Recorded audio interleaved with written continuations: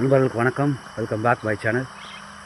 இன்றைக்கி நம்ம எதை பற்றி பேச போகிறோம் பார்த்திங்க அப்படின்னா, நம்ம கிரவுண்டில் கஷ்டப்பட்டு ஓடி நைட்டும் பகலுமா கஷ்டப்பட்டு படித்து பாஸ் பண்ணுறதுக்கு என்ன பண்ணணுமோ பண்ணி, தூக்கத்தை கெடுத்து சாக்ரிஃபைஸ் பண்ணி எல்லாம் பண்ணி கடைசியில் எக்ஸாம் எழுத போகும்போது பயந்தோம் அப்படின்னா நம்மளோட எஃபெக்ட்டு வீணாக போயிடும். நம்மளோட மொத்த உழைப்பும் வீணாக போயிடும். அந்த இடத்துல மனக்குழப்பமோ பயமோ ஒரு ஒரு வித்தியாசமான உணர்வுகள் இருந்துச்சு அப்படின்னா கண்டிப்பாக நம்ம எக்ஸாமில் பாஸ் பண்ணுறதுக்கு வாய்ப்பே இல்லை. ஏன்னா நம்ம எக்ஸாம் எழுத போகிறது நார்மல் போட்டித் தேர்வு கிடையாது, போலீஸ் அண்ட் ஆர்மி.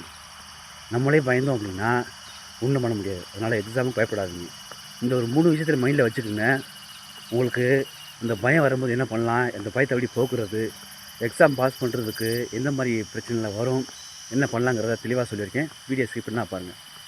ஃபஸ்ட்டுன்னு பார்த்தீங்க அப்படின்னா, எக்ஸாம் போகிறதுக்கு முன்னாடி 1 மணி நேரத்துக்கு முன்னாடியே புக்கை க்ளோஸ் பண்ணிடுங்க.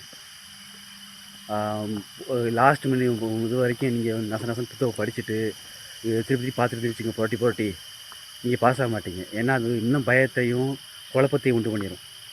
நம்பர் 2, கூட இருக்கான் தெரியுமா, அவன் நான் இந்த கொஸ்டின் படித்து இது படிக்கலையா அது படிக்கலையா சொல்லி கூட இருக்கவன்ட்ட பேசுகிறத ஸ்டாப் பண்ணிடுங்க. ஏன்னா அவன் நம்மளை இன்னும் பயமுறுத்துவான், நம்மளை இன்னும் குழப்புவான். இந்த ரெண்டாவது பாயிண்ட்டு. 3வது பார்த்தீங்க அப்படின்னா, எக்ஸாம் முடிச்சுட்டு வெளில வந்ததுக்கப்புறம் நான் இந்த கொஸ்டின் அட்டன் பண்ணேன் அப்படின்னு சொல்லிட்டு யார்கிட்டையுமே கன்சல்ட் பண்ணாதீங்க. அது இன்னமும் இதில் மிஸ் பண்ணிட்டோமோ, இது பண்ணியிருந்துருக்கலாமோ, நம்ம பண்ண விட்டோமே, இந்த கொஸ்டின் அட்டன் பண்ண விட்டோமே, இதான் ஆன்சர் வருமோ அப்படிங்கிற ஒரு நமக்கு ஒரு நெகட்டிவான ஒரு தாட்டு வரும். அதாவது சொல்லுவாங்களே நெகட்டிவ் பீப்புள், அந்த மாதிரி ஒரு தாட்டு வரும். ஏன்னா நம்மளை சுற்றி இருக்கவன் நம்மளை கீழே தள்ளி விடுறதுக்கோ காலை வர்றதுக்கு ரெடியாக இருப்பான். அதனால் நான் இந்த கொஸ்டின் அட்டன் பண்ணல, இதுக்கு இதாக வரும் அதான் வரும் உண்டை அப்படின்னு சொல்லி நெகட்டிவாக பேசுகிறான் தெரியுமா, அவங்ககிட்ட தள்ளி வைங்க, ஓரமாக இருங்க.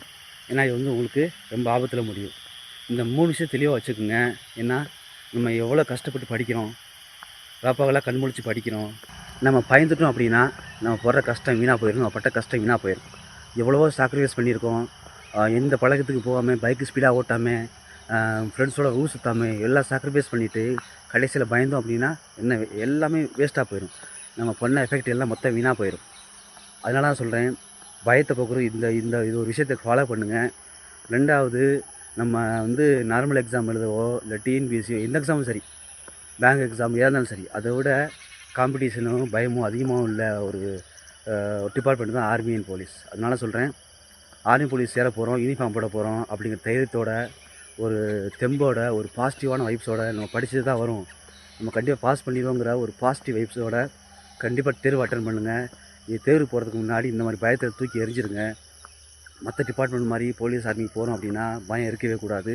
தைரியம் அட்டன் பண்ணுங்கள். என்ன நடந்தாலும் பார்த்துக்கலாம், பாஸ் ஆயிடுவோம், நான் படித்த கொஸ்டின் தான் வரும் அப்படிங்கிற மனநிலைமையை மைண்டில் வச்சுட்டு கண்டிப்பாக படிங்க, ஹார்ட் ஒர்க் பண்ணுங்கள், கண்டிப்பாக பாஸ் பண்ணிடுங்க. அடுத்த டைம் கண்டிப்பாக நீங்கள் எக்ஸாம் எழுத போகிறவங்க கண்டிப்பாக யூனிஃபார்ம் போடுவீங்க. யூனிஃபார்ம் போட்டிங்க அப்படின்னா கண்டிப்பாக எனக்கு கமெண்ட் பண்ணுங்கள், கண்டிப்பாக ஒரு லைக் பண்ணுங்கள். அடுத்த வீடியோ சந்திப்போம். நன்றி, வணக்கம்.